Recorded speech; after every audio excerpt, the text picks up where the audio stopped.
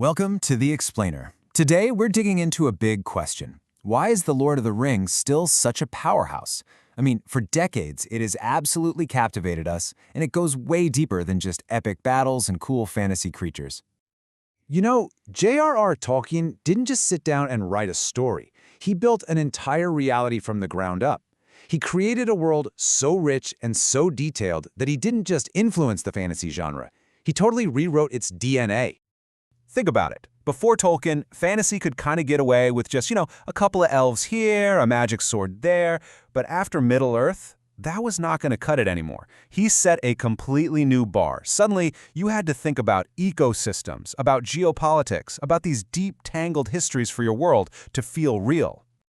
And let's be honest, the man was an absolute overachiever. He was a philologist, a language expert. So he didn't just make up some cool-sounding names. No, he built entire languages, Elvish, Dwarvish, even the guttural black speech of Mordor. To him, language was the soul of a culture. It's what made his people feel so authentic, so alive.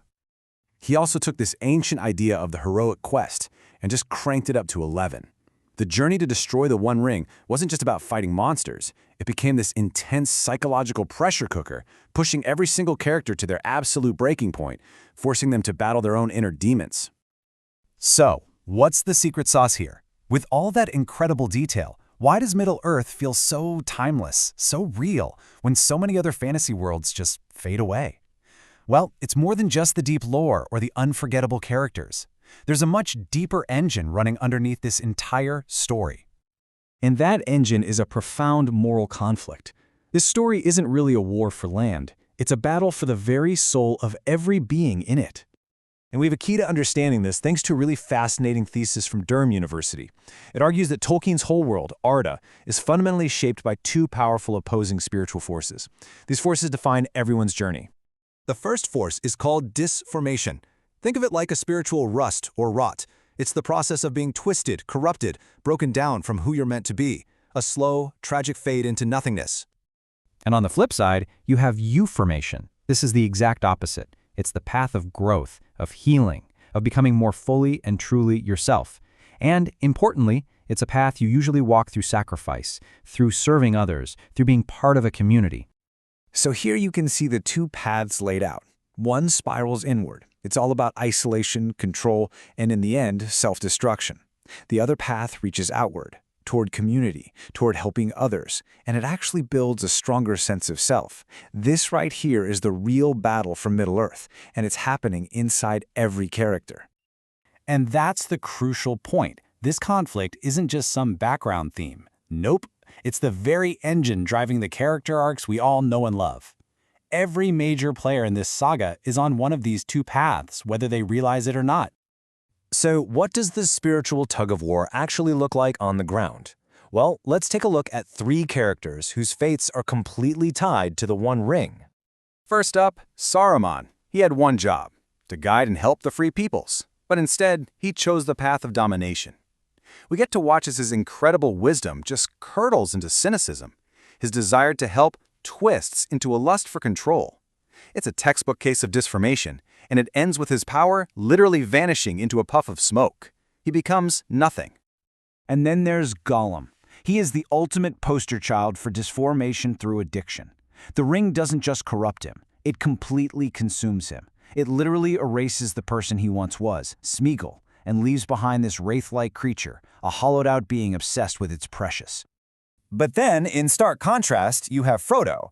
He is on the path of euformation. His entire journey is defined by one sacrifice after another. He gives up his home, his peace, and very nearly his own life. And here's the key. His growth doesn't turn him into some perfect, shining hero. No, it makes him a profoundly wounded hero.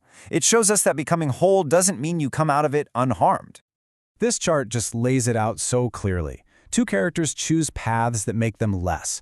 One through a hunger for power, the other through addiction, and both just dissolve.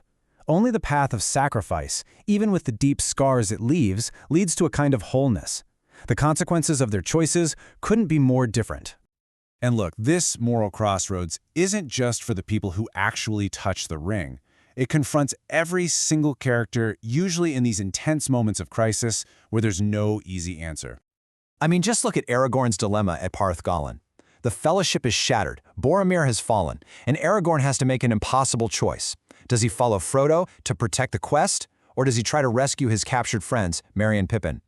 It's a brutal choice between two good things, his duty to the mission versus his duty to his friends. Okay, so why does all this matter so much? What is it about this deep moral structure that gives Tolkien's work its incredible, enduring spell over all of us? Well, I think the lasting power of Middle-earth comes down to this. It's not just a map of mountains and kingdoms. It's a map of the soul's journey. The huge battles are amazing, of course, but it's that internal, spiritual struggle, the tug-of-war between disformation and euformation, that hits home because it mirrors our own human experience.